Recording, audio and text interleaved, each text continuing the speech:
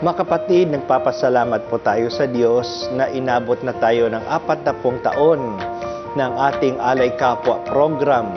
Ang pinakang mahalagang mensahe ng 40 taon ng pagdiriwang ng Alay Kapwa marahil para sa akin ay bigyang diin yung tungkulin natin na tayo ay tinawag upang mag-alay ng buhay o magbahagi ng pag-ibig sa kapwa.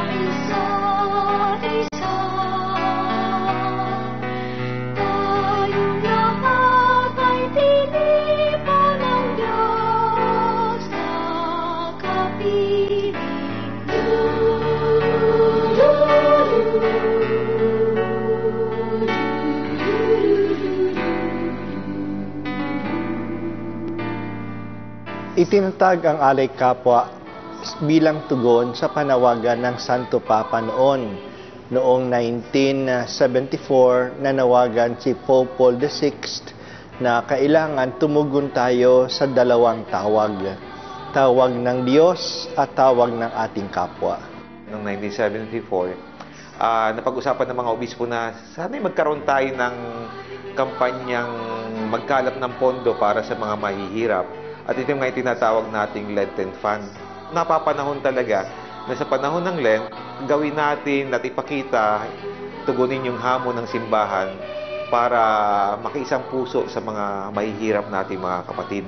Doon nangyari na iniluwal ito programa ng Alay Kapwa. Ang Alay Kapwa ay nagsimula sa mga layuning ito. Unang layunin ay makatulong sa mga nangangailangan. Pangalawang layunin ay ipaalam sa mga tao ang social teachings ng simbahan, ang mga turo ng simbahan tungkol sa ating pananagutan sa lipunan. At sa ating pananampalataya, yung tulak sa iyo para magbigay, para tumulong, nagmumula sa pagmamahal, nagmumula sa pananampalataya.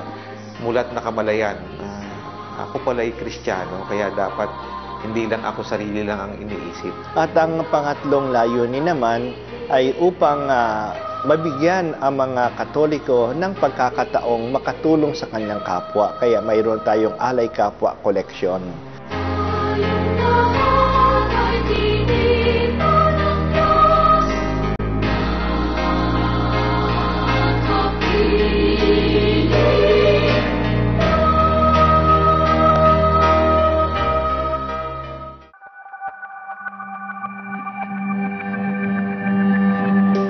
Simula nang maitatag ang Alay Kapwa, taon-taon na itong ipinagdiwang ng buong simbahang Katolika sa Pilipinas. Ang bawat taon ay mayroong temang isinasabuhay at para sa unang dekada, binigyang diin ang kapwa at ang sama-samang pagkilos tungo sa pagbabago.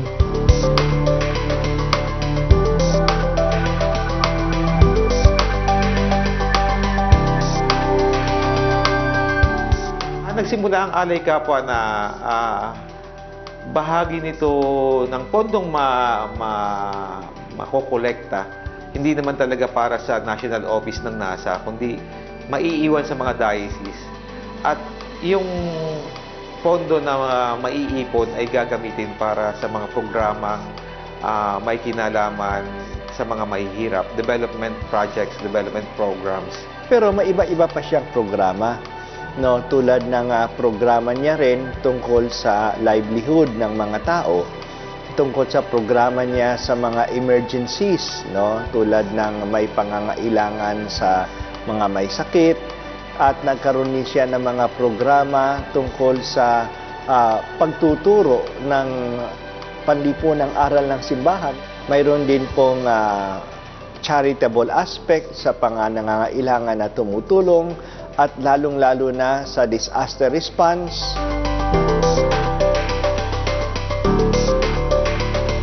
Sa ikalawang dekada ng pagpapatuloy ng Alay Kapwa, sinikap nitong maipalaganap ang mensahe ng nagkakaisang paniniwala bilang isang simbahan at lipunan.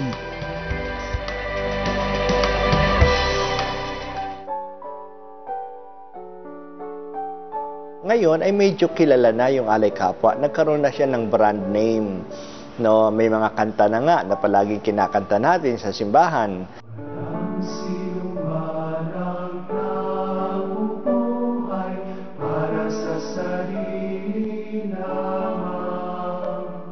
Kaya nga pinapalakas ngayon ang programa ng Alay Kapwa na mas ipaalam ito sa mga tao, kasi maraming tao maaring hindi nagbibigay dahil hindi nila alam. Palakasin ang kanyang advokasya tungkol sa social teachings ng simbahan. Yung pagmumulat sa mga tao, hindi lang dapat sarili ang iniisip. Bilang Kristiyano, tungkulin natin, hindi lang magdasal, hindi lang magsimba, kundi bahagi ng ating tungkulin yung pagtulong sa nangangailangan. May pagkukulang pa siguro na kulang pa rin ang kaalaman ng maraming Katoliko tungkol sa kanilang pananagutan sa lipunan, yung social teachings. Although ginagawa na ito, pero hindi pa naibababa, no, sa pagkilos ng mga Katoliko. Kaya marami pa tayong mga katiwalian, no, pandaraya sa lipunan. Siguro, ito yung hamon sa pagpapatuloy ng Alay Kapwa. Kung gusto nating masigit na makatulong sa mga nangangailangan, at talagang lalo tigit siya na masigit nga natin binibigyan nga ng diin ngayon yung mga pagtulong sa mga calamity victims, ang liit din ng kakayanang tumulong ng diocese o ng national office kung maliit yung o hindi natin siniseryoso yung Alay Kapwa. At sa ikatlong dekada ng Alay Kapwa, pinagtibay ang kahalagahan ng pamilya na siyang bumubuo ng bawat komunidad. Isang komunidad na may kamalayan at sama-samang kumikilos tungo sa kaganapan ng buhay.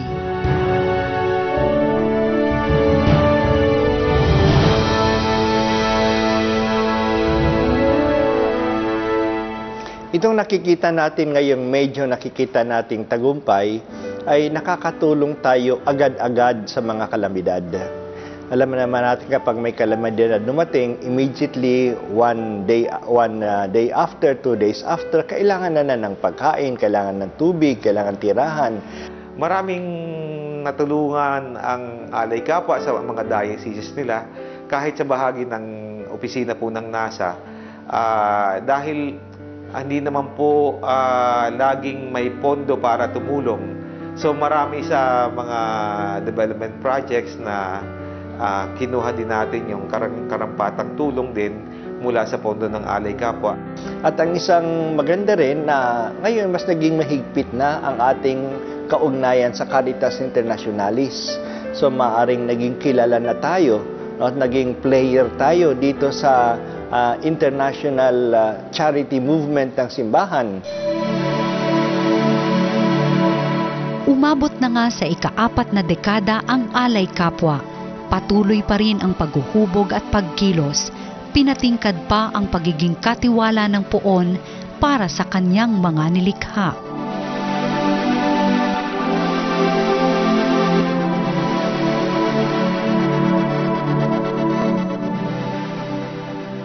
Ang nais natin mangyari sa mga darating pagtaon ay hamon sa atin na sana ay mas lumaki yung kakayahan ng mga mananampalataya na tumulong at magbigay. Siyempre, nagsisimula yan sa kamalayan na kapag nagkaroon ng paghuhubog at conscientization program, mas naintindihan nila yung papel at yung hamon ng simbahan, hamon ng Panginoon na maging tao para sa kapwa. Ang aking panawagan ay masuportahan natin ito. At suportahan natin ito lalong-lalo na sa ating pagsisikap sa bawat isa na malaman ang Catholic social teachings. At ito'y maisabuhay natin na tayo'y may pananagutan sa political field, economic field, social field, cultural field, na ito'y dapat din mapasukan ng mensahe ni Jesus.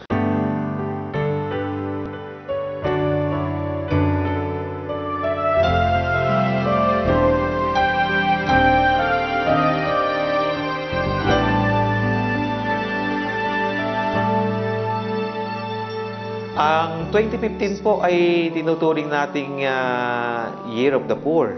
At nakakatuwa naman na sa pagdiriwang ng sa pagdiriwang ng Year of the Poor para sa ating simbahan, kasabay din ito nung ika-40 taon ng ating Alay Kapwa. Magkadugtong, di ba? Year of the Poor para sa mahirap, pero ginugunita din natin, on the other hand, yung 40 years ng Alay Kapwa. Ibig sabihin, 40 taon na tayong nagsisikap tumulong sa mga nangangailangan sa pamamagitan ng programang Alay Kapwa. Mahalaga ang mahirap para sa ating pananampalataya. Bahagi ng ating pananampalataya ay hindi lang ang paniniwala sa Diyos, ngunit ang pagtulong sa mga nangangailangan. Sabay-sabay